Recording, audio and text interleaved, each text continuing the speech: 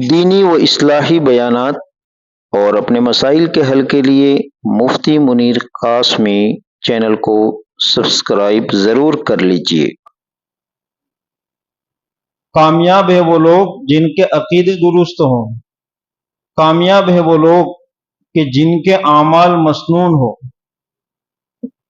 اور کامیاب ہے وہ لوگ کہ جو صحیح عقائد اور مسنون اعمال پر اعمال کی دعوت دینے والے ہوں، اور وہ لوگ جو صحیح عقائد اور مسنون اعمال کی دعوت دینے میں جو رکاوٹیں، جو پریشانیاں آئیں اس پر جمنے والے ہوں۔ اس صورت کا ترجمہ میں نے محاوراتی ترجمہ کیا ہے۔ عام طور پر ہم اس کا لفظی ترجمہ کریں گے تو کچھ اور ہوگا، لیکن اس کا اصطلاحی اور محاوراتی ترجمہ یہ ہے کہ اللہ تعالیٰ اس صورت میں انہی 4 چیزوں کو بیان فرما رہے ہیں۔ نمبر 1، ہمارا عقیدہ درست ہو۔ الا الذین آمنوا، وہ لوگ جو ایمان لائے، یعنی کیا ایمان کس چیز کا نام ہے؟ وہی عقائد، وہی نظریات، وہی تھنکنگ، اسی سوچ کا نام ہے جس کو لے کر ہمارے نبی حضرت محمد الرسول اللہ صلی اللہ تعالی علیہ وسلم تشریف لائے۔ لہذا اللہ تعالیٰ قسم اٹھا کر فرما رہے ہیں کہ کامیاب ہے وہ لوگ کہ جن کا عقائد درست ہوں۔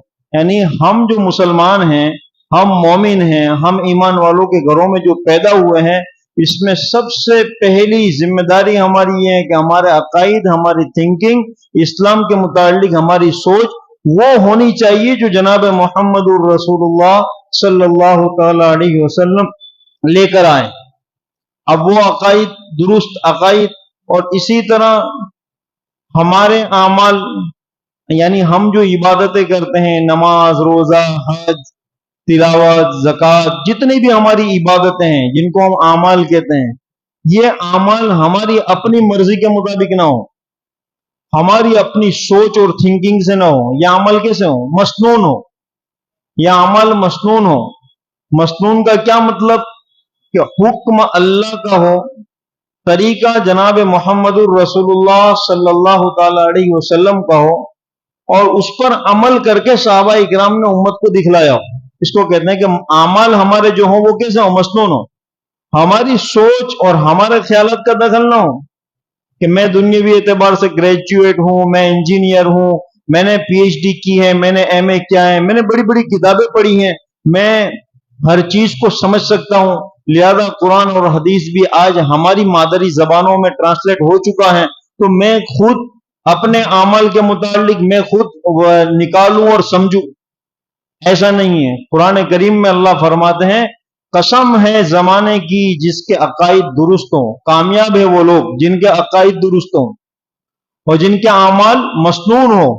اور پھر جو درست عقائد اور مسنون اعمال کی دعوت دیتے ہوں، اور پھر اس دعوت دینے میں جو پریشانی، دقت آئے اس پر صبر کرنے والوں، وہ لوگ کامیاب ہیں۔ تو اللہ تعالیٰ نے ہماری زندگی میں ہمیں جو جس مقصد کے لیے پیدا کیا ہے، اس میں بنیادی چیز اللہ نے پہلے ایمانیات، عقائد کو بیان کیا ہے۔ عقائد درست نہیں ہے اور پوری زندگی اعمال کیے ہیں، کچھ کام کا نہیں، اور عقیدہ درست ہے اور کچھ عمل نہیں کیے ہیں۔ عقیدہ درست ہے اور عمل میں لاپرواہیاں کی ہیں، کوتاہیاں کی ہیں، تو کیا ہوگا؟ اس کی بخشش ہو جائے گی۔ اس کو مثال سے سمجھیے کہ عقیدہ درست نہیں ہے لیکن نماز بھی پڑھ رہا ہے، روزے بھی رکھ رہا ہے، زکوٰۃ بھی دے رہا ہے، لیکن عقیدہ درست نہیں ہے، تو یہ اس کے سارے اعمال کچھ کام نہیں آئیں گے۔ اور عقیدہ درست ہے اور اعمال میں کوتاہی ہوئی ہیں، لغزی سے ہوئی ہیں، لاپرواہیاں ہوئی ہیں، تو درست عقیدے کی وجہ سے اس کی معافی ہو جائے گی۔ لہذا اللہ رب العزت نے عقائد کو، ایمان کو پہلی جگہ دی ہے کہ ہماری جو اسلامی تھنکنگ ہے، اسلامک سوچ ہے، جو محمد صلی اللہ تعالی علیہ وسلم لے کر آئے ہیں، وہ مضبوط ہونی چاہیے۔ لہذا عقائد کی جگہ اللہ رب العزت نے خاص بنائی ہے۔ دیکھیے، اعمال، مسنون اعمال جو ہم کرتے ہیں، ہم نماز، روزہ، زکوٰۃ، حج کرتے ہیں، اعمال کو ادا کرنے کے لیے اللہ تعالیٰ نے بدن کے اعضاء کو مکلف بنایا۔ ہم اپنے اعمال کس سے ادا کرتے ہیں؟ بدن کے اعضاء سے. اور عقائد کی جگہ کہاں ہے؟ عقائد کی جگہ اللہ نے دل کو بنایا. اور ہم جانتے ہیں کہ انسان کے جسم میں اس کے ظاہری اعضاء سے بھی زیادہ اس کے دل کی اہمیت ہے. آپ کا ایک ہاتھ نہ ہو آپ زندہ رہیں گے، آپ کا ایک پیر نہ ہو آپ زندہ رہیں گے، آپ کی ایک آنکھ نہ ہو یا پھٹی ہوئی ہو آپ زندہ رہیں گے. لیکن اگر آپ کے دل کے اندر اگر کچھ گڑبڑی آ گئی تو پھر آپ زندہ نہیں رہیں گے. تو یہ ہے عقائد کی اہمیت کہ ہمارے عقائد درست ہونے چاہیے. اب ہمارے بنیادی عقائد اسلام کے کیا ہیں؟ نمبر ایک توحید. نمبر ایک توحید. وَإِلَٰهُكُمْ إِلَٰهٌ وَاحِدٌ لَا إِلَٰهَ إِلَّا هُوَ الرَّحْمَٰنُ الرَّحِيمُ، کہ تم تمام کا پروردگار صرف ایک ہی ہیں، وہ رحمان بھی ہیں وہ رحیم بھی ہیں.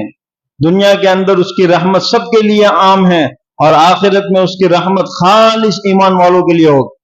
رحمان کا یہی مطلب ہے کہ دنیا میں سب کے لیے اللہ کی رحمت عام ہے، اور رحیم کا مطلب ہے کہ آخرت میں یہ اللہ کی مہربانی خالص ایمان والوں کے لیے ہوگی. تو نمبر ایک عقیدہ توحید، کہ اللہ کی ذات کو ایک سمجھتے ہوئے اللہ کے علاوہ تمام سے ہمارا معاملہ ختم ہو. یعنی اللہ تعالیٰ کو ذات و صفات میں یکتا اکیلا سمجھنا. ذات میں مطلب کہ جو کام خالص اللہ کے ہیں، جس کو اور کوئی کر نہیں سکتا، یہ جو کام خالص اللہ کے، جیسے انسان کو حیوانوں کو پیدا کرنا، یہ کس کا کام ہے؟ اللہ کا. آسمان بنانا، زمین بنانا، یہ سب اللہ کا کام ہے. آسمان سے بارش کو برسانا، یہ سب اللہ کا کام ہے. تو اللہ کے ذاتی جو افعال ہیں، ذاتی جو کام ہے، اس میں بھی اللہ کو تنہا سمجھنا. اور اسی طرح اللہ کے جو صفات ہیں کہ جو اللہ کے ساتھ خاص ہے، اس میں اللہ کو اکیلا سمجھنا. اللہ کے علاوہ کسی در میں، کسی در پہ، کسی دربان پہ کبھی بھی اور کسی بھی سچویشن میں نہ جانا. کیسی بھی زندگی میں پریشانی آ جائے، کہ ہمارا عقیدہ توحید مضبوط ہو. کوئی ہمیں چمتکار دکھلا کر یا کوئی ہمیں اس طرح کی چیزیں خلاف عادت دکھلا کر ہمیں کوئی اس معاملے میں متاثر نہیں کر سکتا. کچھ بھی ہو جائے، ہمارے عقیدہ توحید میں کوئی کمپرومائز نہیں. ایمانیات میں، عقائد میں کوئی کمپرومائز نہیں ہوگا. چاہے میری جان چلی جائے، چاہے میرا دنیا کا کتنا ہی نقصان ہو جائے، چاہے میری تکلیف اور پریشانی دور نہ ہو رہی ہو، کوئی مجھے کیسے بھی راستے بتلائیں لے رہا ہے، لیکن میرا ایمان یہ کہتا ہے کہ نفع اور نقصان پہنچانے والی، نفع اور نقصان کا فیصلہ کرنے والی ذات اللہ کی ہے. لہذا ہمارا عقیدہ کیا ہے؟ عقیدہ توحید مضبوط ہو. جو عبادت کے طریقے اللہ کے لیے ہیں، اس عبادت کے طریقے میں مخلوق میں سے کسی کو شامل نہ کیا جائے، پھر چاہے اس کا نام دوسرا رکھا جائے. جیسے کہ سجدہ یہ عبادت کا طریقہ ہے، اور یہ کس کے لیے؟ اللہ کے لیے. اب کوئی شخص کہے کہ میں فلاں پیر صاحب، فلاں ولی کی مزار پر سجدہ کرتا ہوں، لیکن وہ نماز والا سجدہ نہیں کرتا، میں تو یہاں پر احترام اور عظمت کے لیے جھک رہا ہوں. چاہے کچھ بھی کہیں، لیکن وہ عبادت کا طریقہ اللہ کی ذات کے لیے خاص ہے. میں یہ کام کبھی نہیں کر سکتا. جو عبادت اللہ کے لیے خاص ہے، یہی توحید ہم سے چاہتی ہے کہ ہمارا عقیدہ توحید مضبوط. اسی طرح میں اختصار کے ساتھ چند موٹے عقائد لے رہا ہوں. نمبر 2،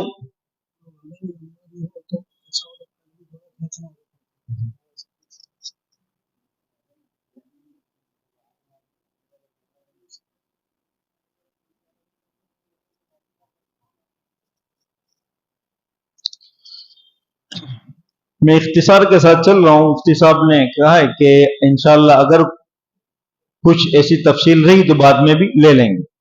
تو عقیدہ توحید ہمارا درست ہو. اور یہ عقیدہ توحید درست کب ہوگا؟ اس کے لیے ہم اپنی دنیاوی تعلیمات کے ساتھ ساتھ، ہم مسلمان گھرانے میں پیدا تو ہوئے ہیں، ہم اپنے پروردگار کے بارے میں جانیں، اللہ کی معرفت، اللہ کی ذات کا ہمیں علم ہو. اور یہ ہمیں کون دے گا؟ یہ قرآن کریم ہمیں بتلا رہا. یا ایھا الناس اعبدوا ربکم الذی خلقکم والذین من قبلکم لعلکم تتقون. اے لوگو، اس پالنہار کی عبادت کرو جس نے تمہیں پیدا کیا، تمہارے اگلوں کو پیدا، تمہارے بعد والوں، آنے والوں کو پیدا، تمہارے اگلوں کو پیدا کیا، تاکہ تمہارے اندر اس کا خوف آ جائے، پرہیزگاری آ جائے. پھر اللہ تعالیٰ اپنا تعارف کرا رہے ہیں الذي جعل لكم الارض فراشا والسماء بناء وانزل من السماء ماء فاخرج به من الثمرات رزقا لكم، کہ اللہ وہ ذات ہے جس کو آپ نے اپنا پالنہار معبود عبادت کے لائق سمجھا ہے، کہ جو آسمان، جس نے تمہارے لیے زمین کو فرش بنایا، آسمان کو بے ستون بنایا، جو تمہارے لیے آسمانوں سے پانی برساتا ہے، اسی پانی کے ذریعے سے تمہاری ضروریات، اناج، پھل فروٹ۔ اب دیکھیے اللہ جو اپنا تعارف کرا رہے ہیں، اس کا مطلب یہ ہے کہ یہ جو کمالات جس کو اللہ اپنے تعارف میں بتا رہے ہیں، دنیا کی کوئی ٹیکنالوجی اس کے اندر شریک نہیں ہو سکتی، کوئی چاہ کر بھی یہ کام نہیں کر سکتا۔ زمین کا ایسا بنانا کہ نہ بالکل نرم ہے کہ انسان گھر نہ بنا سکے، نہ اتنے سخت ہیں کہ انسان پانی نہ نکال سکے، درمیانی حالت میں انسانوں کی سہولت کے لیے آسمان کو بلا ستون کے بنانا، یہ دنیا کی کسی ٹیکنالوجی کے بس میں نہیں ہے۔ آسمان سے پانی کو انسانی ضرورت کے بقدر برسانا، یہ کسی ٹیکنالوجی کے پاس نہیں ہے، یہ ہمارے رب کا تعارف ہے۔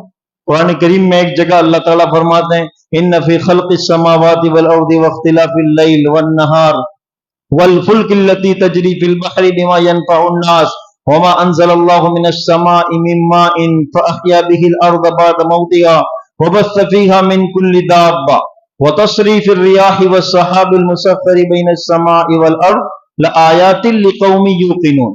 اللہ تعالیٰ نے اپنا تعارف 7 چیزوں سے کرایا ہے کہ تم جس رب کو خدا مانتے ہو، جس اللہ کو خالص ایک مانتے ہو، وہ کون ہیں؟ اللہ تعالیٰ خود اپنا تعارف فرما رہے ہیں کہ آسمان اور زمین کو پیدا کرنے والا، اسی طرح سمندروں کو پیدا کرنے والا، اس میں جو تم بڑے بڑے جہاز لے جاتے ہو، کشتیاں لے جاتے ہو، ہواؤں میں بڑے بڑے ٹنوں کے جہاز اڑاتے ہو، یہ تمہارے لیے یہ سب کچھ بسانے والا، آسمان سے پانی پیدا کرنے والا، بھیجنے والا۔ اسی طرح وہ بادل جو پانی کو لے کر چلتے ہیں، وتصریف الریاح اور ہواؤں کو چلانے والا، اور اسی طرح والسحاب المسخر کہ وہ بادل جو پانی کو لے کر چلتے ہیں، جو اللہ کے تابع ہیں، پانی کو لے کر چلیں، کہاں برسنا ہے وہ اللہ حکم دیں گے، جہاں حکم دیں گے وہاں برسے گا، وہ تمہارا پروردگار ہے۔ اللہ کے اس تعارف کے بعد اللہ تعالیٰ فرماتا ہے لآیات لقوم یوقنون، کہ سمجھ بوجھ رکھنے والوں کے لیے کیا ہیں، یہ سب نشانیاں ہیں، علامتیں ہیں۔ تو ہماری توحید کیا؟ عقیدہ توحید مضبوط ہو۔ نمبر 2، عقیدہ رسالت، نبوت کا عقیدہ، کہ اللہ نے ہمیں پیدا کیا، ہمیں بھیجا، اپنا تعارف کرایا، اور ہمیں کیوں پیدا کیا؟ اپنی مقصد کے لیے، عبادت کے لیے ہمیں پیدا کیا۔ اب عبادت کے لیے ہمیں پیدا کیا تو ہمیں عبادت سکھائے گا کون؟ اللہ کے بارے میں ہمیں بتائے گا کون؟ پیغمبر بتائیں گے۔ اس کے لیے اللہ تعالیٰ نے اپنے مخصوص بندوں کا سلسلہ دنیا میں اتارا۔ سب سے پہلے ہمارے نبی حضرت آدم علیہ السلام، اور یہاں سے سلسلہ شروع ہوا، اور 1,00,000 سے زائد انبیاء کرام علیہ السلام دنیا میں آئے، اور آخری پیغمبر، تمام نبیوں کے سردار جناب محمد الرسول اللہ صلی اللہ تعالی علیہ وسلم کو اللہ تعالیٰ نے نبی بنا کر بھیجا، اور حکم دے دیا دنیا والوں کو ما کان محمد ابا احد من رجالکم، کہ محمد تم میں سے کسی کے باپ نہیں ہے، یعنی محمد کی نرینہ اولاد نہیں۔ ہمارے نبی علیہ السلام کی نرینہ اولاد تھی، آپ کے صاحبزادے تھے، لیکن معصومیت کے زمانے میں بچپنے کی عمر میں ہی وفات پا گئے۔ لہذا اللہ فرماتے ہیں کہ محمد صلی اللہ تعالی علیہ وسلم تم میں سے کسی کے والد نہیں ہیں، یعنی آپ کی کوئی نرینہ اولاد بچی نہیں ہے، باقی نہیں ہے، تو پھر کیا ہے؟ وَلَٰكِن رَّسُولَ اللَّهِ، آپ اللہ کے رسول ہیں۔ مفسرین نے یہاں پر نقطہ لکھا ہے، دیکھیے کہ اللہ تعالیٰ نے یہ کیوں فرمایا کہ آپ کسی کے والد نہیں ہیں لیکن اللہ کے رسول ہیں۔ رسول جو ہوتا ہے یہ امت کے حق میں ایک ذمہ دار، جس طرح باپ گھر میں ذمہ دار ہوتا ہے نا، ذمہ دار کی حیثیت سے، باپ کی حیثیت سے۔ وَلَٰكِن رسول اللہ، آپ اللہ کے رسول ہیں، یعنی آپ کی جو امت ہے یہ آپ کی روحانی اولاد ہے۔ اور پھر فرمایا وَخَاتَمَ النَّبِيِّينَ، اب نبوت کے سلسلے کو ہم آپ پہ روک رہے ہیں، ختم کر رہے ہیں، اب قیامت تک صرف ایک ہی نبی کی امت چلے گی، امت محمدیہ صلی اللہ تعالی علیہ وسلم، اب کوئی نبی نہیں آئیں گے۔ لہذا اللہ تعالیٰ نے قرآن کریم میں ہمیں حکم دیا ما آتاکم الرسول فخذوا وما نہاکم عنہ فانتہوا، کہ میرا پیغمبر جو تمہیں دے وہ لو اور جس چیز سے تمہیں روکنے کو کہیں اس سے رک جاؤ. یہ ہے عقیدہ رسالت. اگر اس سے تم بغاوت کرتے ہو تو پھر اللہ تعالیٰ سے جنگ کا اعلان ہے. وَإِن كُنتُمْ فِي رَيْبٍ مِّمَّا نَزَّلْنَا عَلَىٰ عَبْدِنَا فَأْتُوا بِسُورَةٍ مِّن مِّثْلِهِ. یہ عقیدہ رسالت کو قرآن بیان کرتا ہے کہ اگر اب بھی اللہ تعالیٰ کے محمد صلی اللہ تعالیٰ علیہ وسلم کو بھیجنے کے بعد مشرکین مکہ سے کہا جا رہا ہے کہ اگر اب بھی تم شک میں ہو ہمارے نبی کے بارے میں، ان کی رسالت کے بارے میں، اگر اب بھی تم شک میں ہو تو جاؤ پھر قرآن کی طرح ایک صورت بنا کر لے آؤ. یعنی اللہ تعالیٰ نے ہمارے نبی آخر الزماں حضرت محمد صلی اللہ تعالیٰ علیہ وسلم کو مبعوث فرمایا. آپ نے ہی ہمیں جینے کا طریقہ سکھلایا کہ پیدا ہونے سے لے کر موت تک. عقیدہ رسالت کیا ہے؟ عقیدہ رسالت ہمیں یہ سکھاتا ہے کہ پیدا ہونے سے لے کر موت تک میری زندگی کا ہر طریقہ میرے نبی کے اسوہ کے مطابق میں کروں. یہ عقیدہ رسالت کہ میری خوشی، میری غمی، میری خدمت، میرا کام، میں نے جو دنیاوی ڈگریاں حاصل کی ہیں اس کے ذریعے سے میں اپنی قوم کی خدمت کیسے کروں، کیسے میں سماج میں رہوں، کیسے میں بڑوں کا اکرام کروں، یہ سب مجھے میرے نبی کی زندگی سے ملے گا. یہ عقیدہ رسالت. اور اب کوئی نبی نہیں آئے گا. ہمارے نبی کی تعلیمات آخری تعلیمات. اللہ نے آپ کو آخری رسول بنایا، کامل رسول بنایا.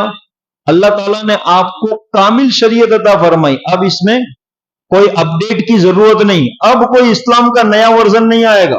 آج کل لوگ کہہ رہے ہیں نا کہ جس طرح تمام مذہبوں میں اپڈیٹ ہو رہا ہے اور کچھ نہ کچھ آگے پیچھے کر رہے ہیں، تو پھر علماء کو، اسلام کے رہبروں کو بھی کیا کرنا چاہیے؟ اس میں کچھ اپڈیٹ کرنا چاہیے. جیسے ہمارے ملک میں ایک مسئلہ اٹھا تھا کہ 3 طلاق کے موقع پر کہ بھئی اس میں اپڈیٹ کرنا چاہیے. نہیں، یہ شریعت اللہ تعالیٰ کے حکم سے اللہ تعالیٰ نے بنائی ہے. اليوم اکملت لکم دینکم واتممت علیکم نعمتی ورضیت لکم الاسلام دینا. اللہ تعالیٰ ہماری زندگی گزارنے کے طریقے کو ہم تک محمد صلی اللہ تعالیٰ علیہ وسلم کے ذریعے بھیج کر فرمانے کہ میں اس پر راضی ہوں. انسانوں کو حق نہیں ہے کہ اللہ کی بنائی ہوئی شریعت اور طریقے میں کوئی اپڈیٹ کریں.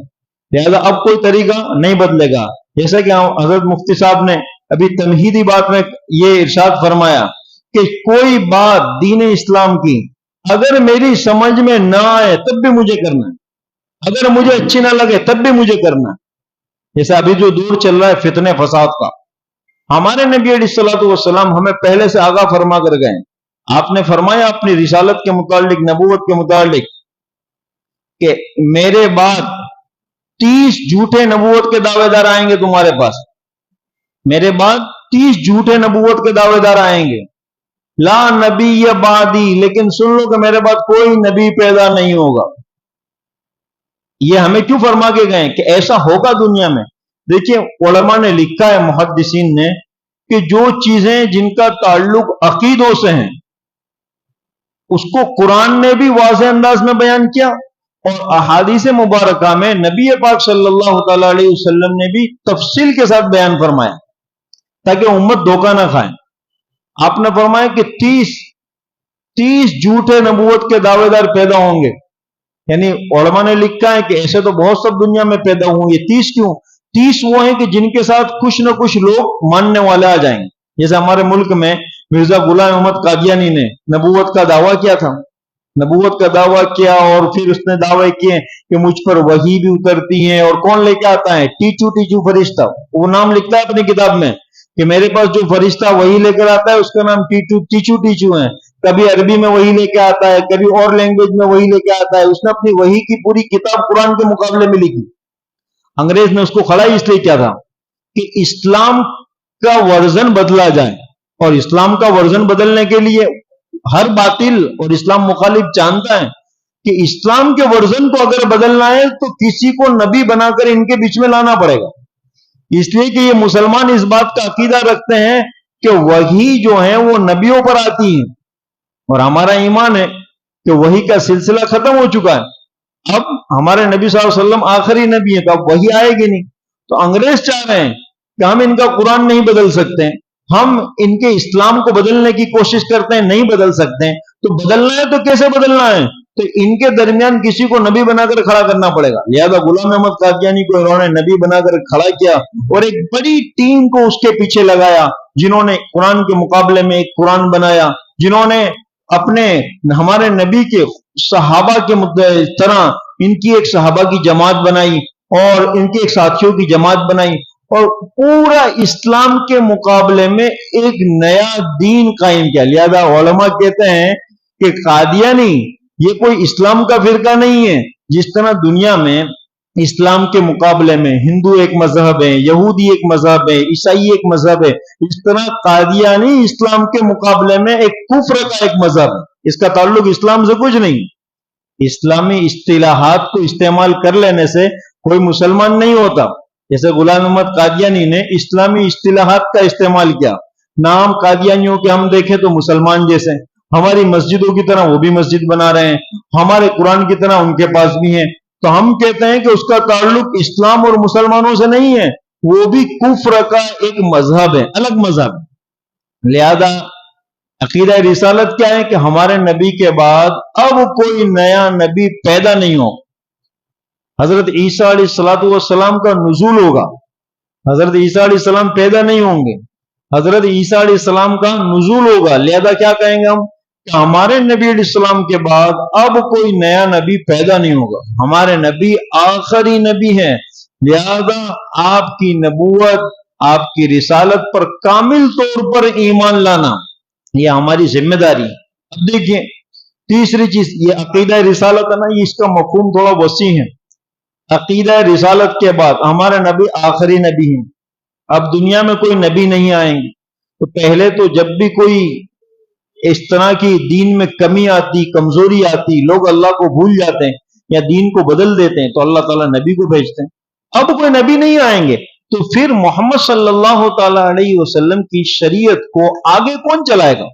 اس کی دعوت, جیسے میں نے شروع میں سورہ عصر کا ترجمہ کیا کہ کامیاب ہوں گے, اللہ تعالیٰ قسم اٹھا کر فرماتا ہے کامیاب ہوں گے وہ لوگ کہ جن کے عقیدے درست ہوں, جن کے اعمال مسنون ہو, اور جو درست عقیدہ اور مسنون اعمال کی دعوت دیتے ہیں. تو وہ لوگ کون ہوں گے؟ ہمارے نبی کے بعد. لہذا ہمارے ایمان میں اس بات کو بھی شامل کرنا کہ نبی کے بعد ہمارے نبی کے صحابہ پر ایمان. صحابہ پر ایمان کا کیا مطلب؟ جس کو قرآن بیان کرتا ہے اولئک الذین امتحن اللہ قلوبہم للتقوی, کہ یہ وہ جماعت ہیں کہ جن کے دلوں کا امتحان اللہ تعالیٰ نے لیا, جن کو اللہ تعالیٰ نے سرٹیفکیٹ دے دیا ہے کہ اللہ ان سے راضی ہو گئے.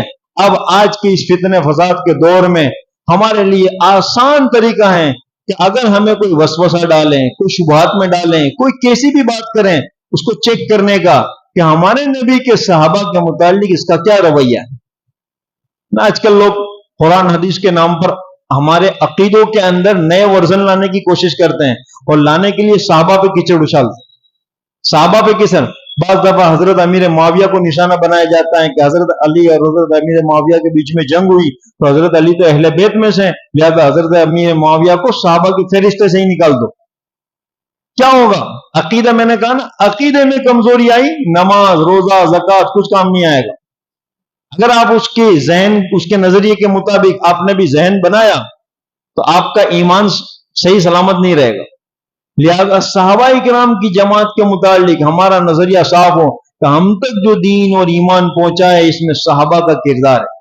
اگر وہ رول ادا نہ کرتے تو ہمارے تک نہ پہنچتے. لہذا نبی پاک صلی اللہ تعالی علیہ وسلم نے فرمایا ہے کہ میرے صحابہ کیا ہیں؟ ستاروں کی مانند. آپ نے صحابہ کے طریقے کو اپنے ساتھ شامل فرمایا کہ بنی اسرائیل میں 72 فرقے تھے, میری امت میں 73 ہوں گے. پوچھا کہ حق پر کون ہوگا, جنت میں کون سا فرقہ جائے گا؟ فرمایا ایک کون؟ ما انا علیہ و اصحابی, جو میرے اور میرے صحابہ کے طریقے پر ہوگا. نبی پاک صلی اللہ تعالی علیہ وسلم نے صحابہ کے طریقے کو اپنے اس طریقے کے ساتھ رکھا ہے, جو میرے اور میرے صحابہ. آج کل کیا ہو رہا ہے, ہمارے عقیدوں پر اسکول میں, کالجوں میں, یونیورسٹیوں میں, اور خصوصاً سوشل میڈیا پر, گوگل پہ ہمارے نوجوانوں کے عقیدوں پر ضرب لانے کے لیے کیا کیا جا رہا ہے؟ قرآن صحابہ کے دور میں نازل ہوا, احادیث مبارکہ صحابہ نے سنی, تو صحابہ بھی مسلمان انسان تھے. صحابہ نے اپنے اعتبار سے سمجھا वही कुरान हमारे लिए है, वही हदीसें हमारे लिए भी हैं, तो आज के दौर में हम अपने एतबार से समझेंगे। ये सीधा सहाबा के नजरिए पे जरब लग रही है। इसका मतलब आप सहाबा को मैयार हक नहीं मानते, आप नहीं मानते कि आपके नबी के सहाबा अमानतदार थे, वफादार थे, कि उन्होंने दीन को आगे सही तरीके से पहुंचाया। लिहाजा क्या होता है, इंसान के सहाबा के तरीके से हट रहा है, सहाबा के तरीके से हट रहा है। और बहुत से लोग इसके जो शिकार होते हैं, कैसे होते हैं, उनको गूगल के जरिए हवाले, दलाइल, रेफरेंस दे दिए जाते हैं। अब ये हवाले, रेफरेंस, दलाइल जो है, ये सारी इल्मी बहस अरबी में है, ये हमारे आम नौजवानों का काम नहीं है, लेकिन ट्रांसलेट करके दे दिया जाता है, जिसकी वजह से वो इसका शिकार हो जाते हैं। हमें सिर्फ हमारा अकीदा दुरुस्त रखना है सहाबा के मुतालिक, कि मेरे नबी के सहाबा की जमात अमानतदार, ईमानदार, वफादार थी, जिन्होंने दीन को इसी तरह हम तक मुंतकिल किया है जैसा नबी अलैहिस्सलाम से सीखा था। इसी तरह अकीदा रिसालत में, जैसे मैंने कहा कि हमारे नबी के बाद अब कोई नए नबी नहीं आएंगे। नबी अलैहिस्सलाम ने इस उम्मत में पैदा होने वाले फितनों के मुतालिक हमें आगाह फरमा दिया, और हदीस मुबारका में उन फितनों को बिल्कुल जिस तरह हम कहते हैं ना, बोल्ड करके, यानी ताकि लोगों को दिखें, उसकी बड़ी बड़ी अलामतें बयान फरमाई।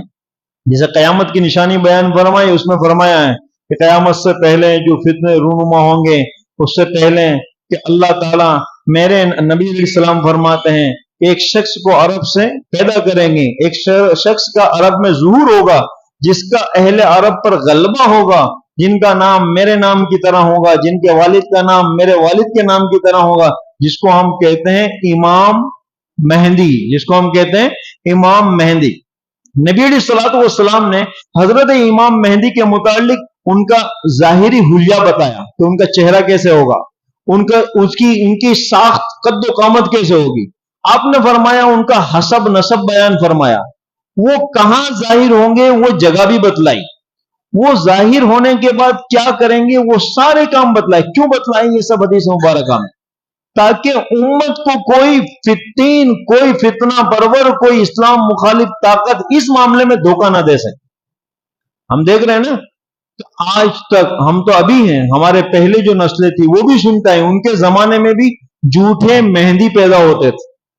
आज आप इस पे रिसर्च करें कि आज तक दुनिया में कितने लोगों ने दावा किया कि मैं इमाम मेहंदी हूं, तो आपको हजारों मिल जाएंगे।